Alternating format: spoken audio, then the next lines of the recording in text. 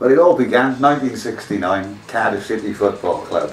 And there was this gang, maybe 20 Wolverhampton skinheads. They were probably 16, 18 years old. To me, they were giants because I was only 12. To a 12-year-old, they looked like an army. So I went home, got my haircut, nicked my brother's working boots, nicked my father's braces, and I became a little 12-year-old skinhead. I just loved it. Lots of fashions come and go, like, you know. But with some people, it just stays sort of thing. I've seen somebody say once, you ask 2 different skinheads what it is and you'll get 3 different answers. It's just a feeling inside, like, you know, and you just go with it.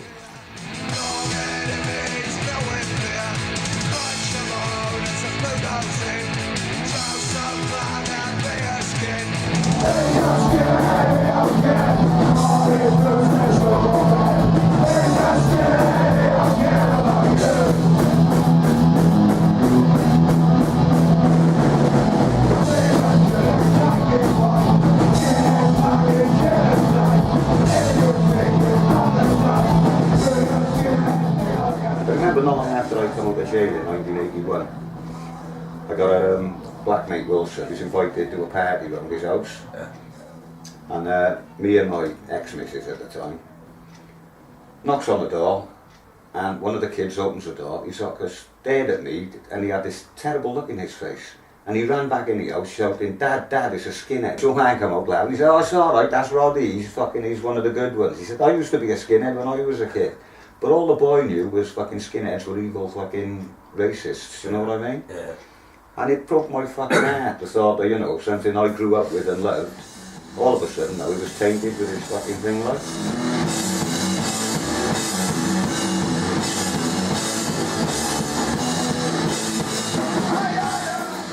Like I said, I come out of prison in 81, and Ducky, who formed The Oppressed, he come out of Borstal round about the same time. I went to see The Oppressed, their first gig in town. And I'm watching them play, and I turned to my mate and I said to him, I ought to be in this fucking band. And I knew it was exactly what I should do, do you know what I mean? A couple of months later, the singer and the drummer left. I took over singing, wrote a complete new set, got a new drummer in, and the rest is history.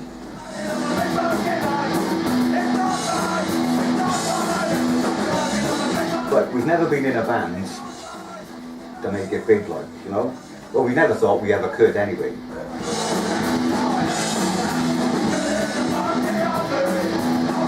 You know, being in a multi-punk band, you know, it just don't happen for bands like that, you know?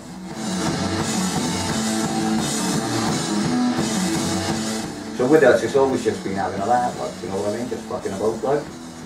And that's how it is now. We're still really just fucking about. Only know people give us a few bob every now and then. Yeah. Which is nice. It is nice.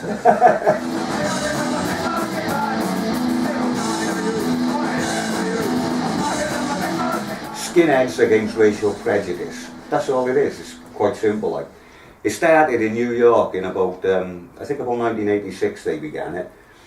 Same sort of thing. All they were getting on their media was these Nazi skinhead things. So a group of skinheads in New York decided they were going to do something about it to try and educate people. So they started Skinheads Against Racial Prejudice. Every gig we play, boneheads won't come near there.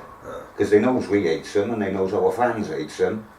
So they steer clear, which means nearly every gig we play, there's never any trouble. It's like a party atmosphere, everyone has fun. You know? This was dedicated to the racist scum of the British National Party. This was called BNP, you're full of shit. If you ain't got the bottle to stand by your roots, maybe it's time to give up the boots. Don't fucking call yourself a skinhead if you're fucking afraid to confront these bastards, like, you know what I mean? Because if it was meant to be anything, it was about fucking not letting people take the piss out of you. Yeah. And the way I look at it, the racists are taking the piss out of the culture. So if you're going to sit there and say, oh, I'm not political, I don't want to get involved, well, fuck off, do you know what I mean? Don't be a fucking skinhead, you know? Be a mod. No, I'm only joking, mods are cool. They're all fathers.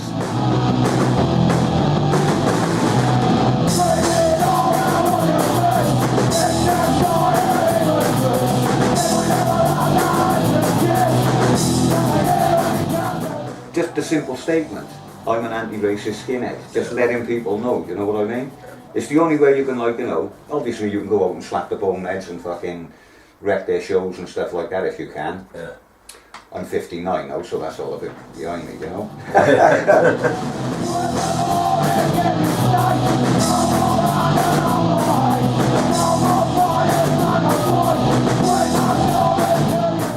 Work together and put a little black skinhead and a little white skinhead up, you know, together on the front cover.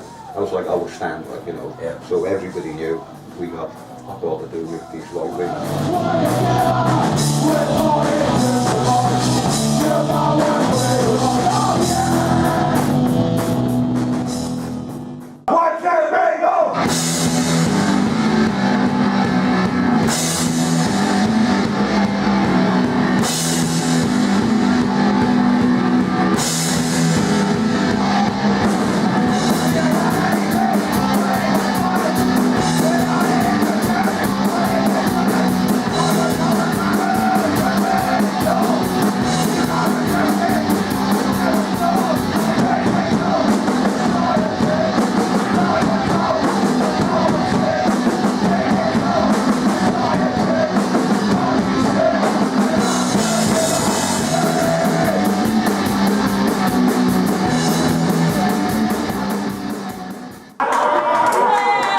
And yourselves for bringing all what you brought and helping the homeless. Yes!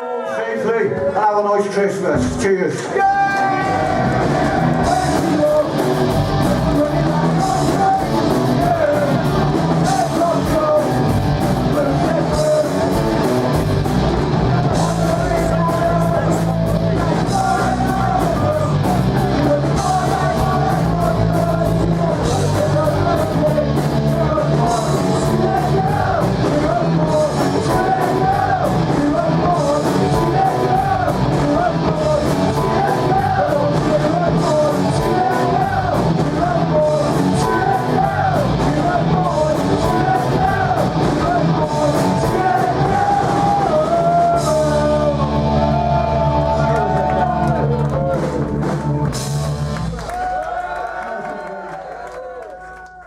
Fuck fascism before it fucks you.